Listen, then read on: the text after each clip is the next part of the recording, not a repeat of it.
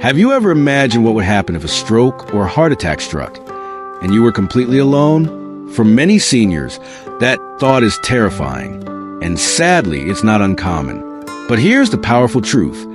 There are simple, life-saving steps you can take immediately, even if no one else is around. This video is made specifically for you, our 60-plus community, who may one day face this moment by yourself. Today, we're sharing 5 essential tips every senior must know to survive a stroke or heart attack alone. No fluff, just clear, practical, life-saving advice that can help you stay alive until help arrives. Stick with us, because what you learn here could truly save your life. And believe it or not, it's easier than you think. Tip number 1, recognize the signs and act without delay. Let's be clear, survival doesn't begin in the ambulance. It begins with you recognizing the signs and making a decision in that very moment to act without hesitation. Because when it comes to strokes and heart attacks, time isn't just important, it's everything. Every single minute without treatment causes your brain or heart to suffer irreversible damage. And the cruel truth? Those minutes can slip away while you're telling yourself it's probably nothing. Many seniors, kind, strong, self-reliant, tend to dismiss early symptoms. A little chest tightness? Maybe it's just indigestion. A sudden wave of confusion? Maybe you're just tired. But these aren't harmless aging quirks. They can be life's final warnings. Let me tell you about James, a 73-year-old retired teacher. One quiet morning, he was reading his paper like he always did. But then he noticed something strange. His left arm felt heavy. His cheek tingled like it was falling asleep. He could have waited, hoped it would pass. But he didn't. Instead, James trusted his gut. He picked up the phone and called for help immediately. And then he used a simple technique we'll explain in just a moment. That choice didn't just change his day, it saved his life. Here's why this matters. Heart attacks often begin with chest pressure, cold sweats, or shortness of breath. A stroke may start with confusion, slurred speech, or sudden numbness or weakness, especially on one side of the body. These symptoms are the body's emergency flares, but sadly, they're often ignored. Why? Because too many seniors second-guess themselves. They don't want to cause a scene. They don't want to call 911 and be wrong. They think, maybe I'm overreacting. Let me say this plainly. You are not overreacting. You are saving your life. Calling for help at the first sign of danger isn't panic. It's not drama. It's wisdom. It's courage. It's power. So here's your first step. Trust your instincts. Keep emergency numbers posted by every phone. If you live alone, wear a medical alert device or keep a cell phone close at all times.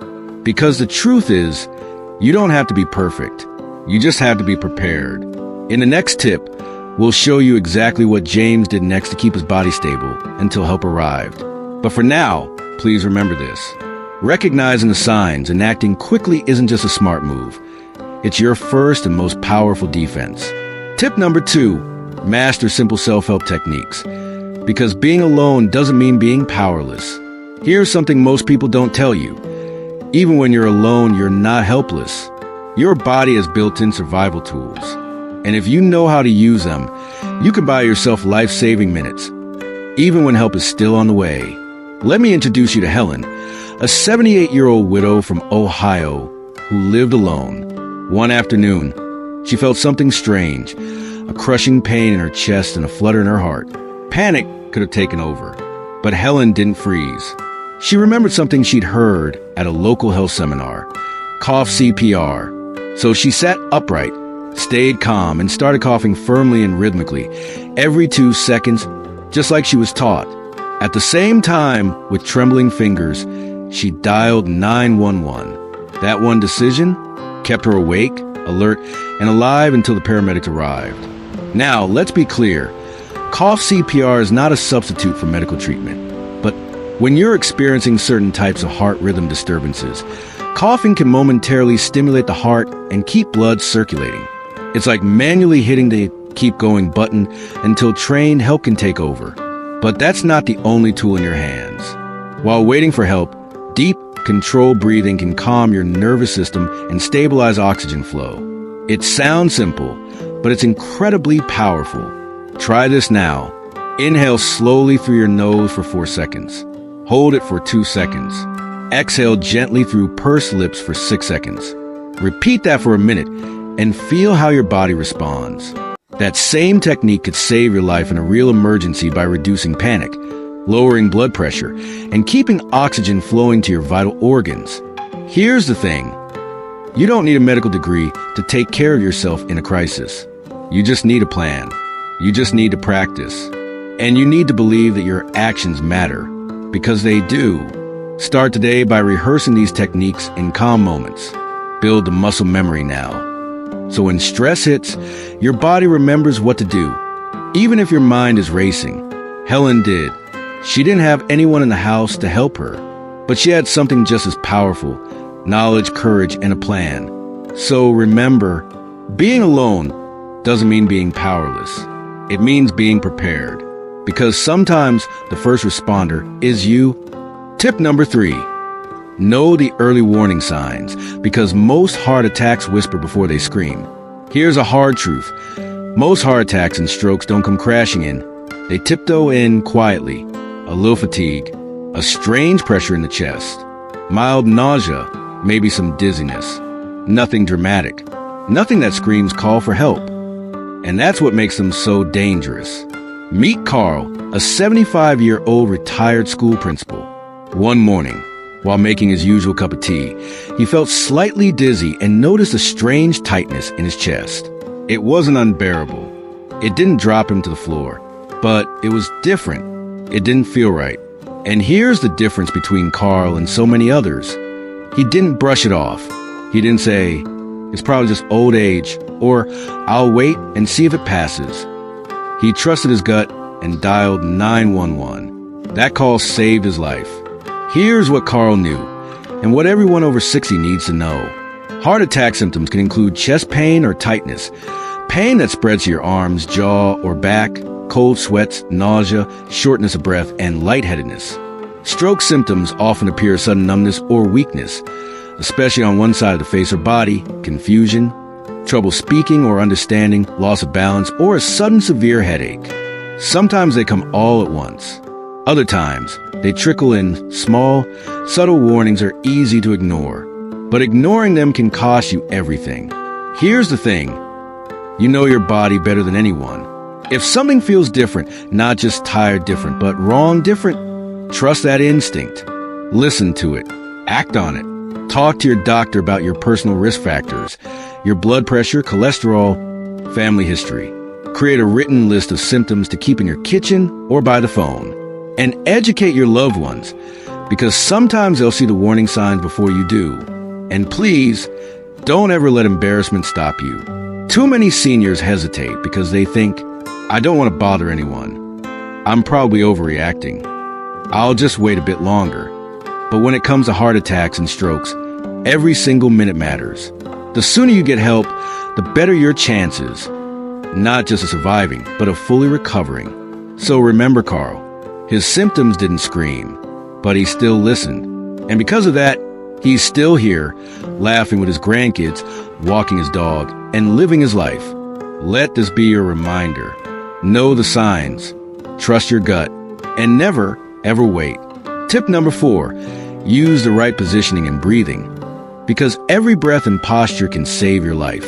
When you're alone and something strikes, a strange heaviness in your chest, a sudden wave of dizziness, a creeping numbness, you may not have anyone there to lean on, but what you do have is your body, and how you position it in those first critical moments could decide everything. Let's go back to Helen, our courageous 78-year-old who faced more than one medical emergency alone. One day, she felt sudden weakness on her left side and a spinning sensation in her head. She could have panicked, but instead, she remembered what she practiced. She sat upright in a sturdy chair, leaned slightly forward, resting her elbows on her knees, and then she breathed. Inhale slowly through the nose. Hold for a moment.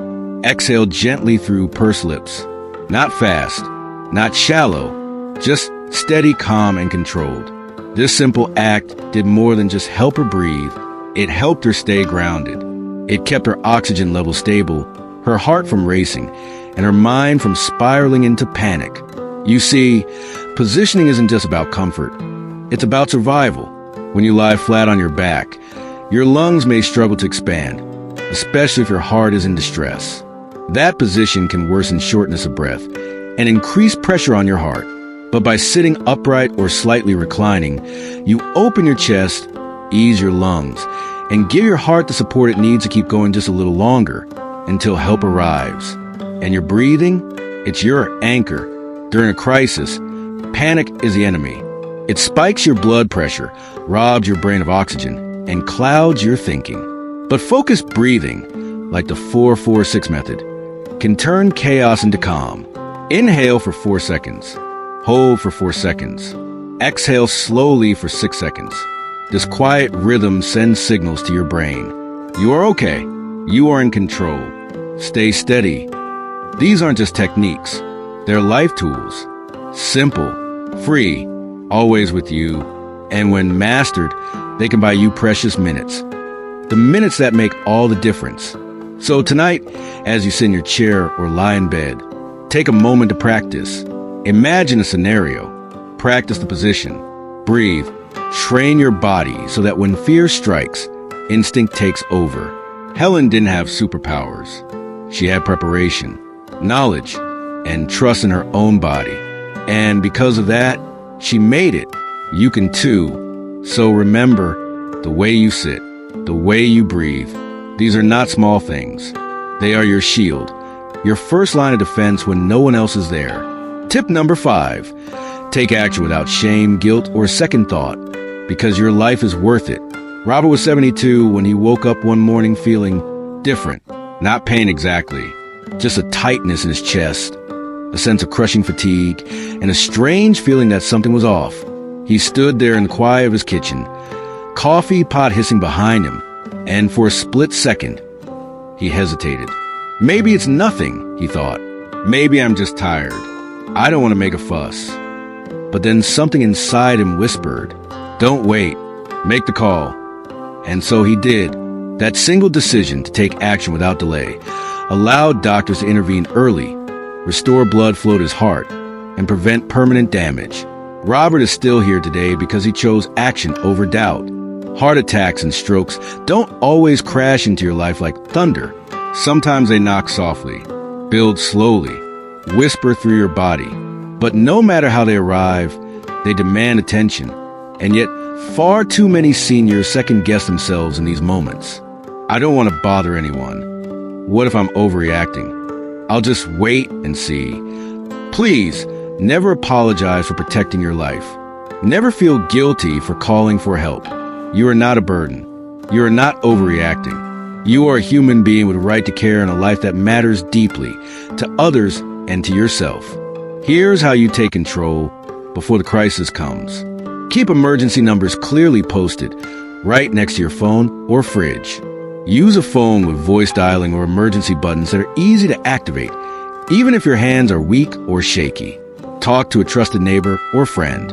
Let them know, if you don't hear from me by a certain time each day, just check in. This isn't fear. This is preparation. This is a quiet courage of someone who chooses to be ready, just in case. It's not just about calling 911. It's about giving yourself the best possible chance to survive, to recover, to keep living your life on your terms. Robert's story is not just about luck. It's about listening to your body, trusting your instincts, and believing that your life is worth acting for. So when in doubt, don't wait. Don't hesitate. Don't feel ashamed. Call. Get help. Live. Because the most powerful thing you can say in that moment is, I matter, and I choose to stay. Final thoughts. Let's be honest.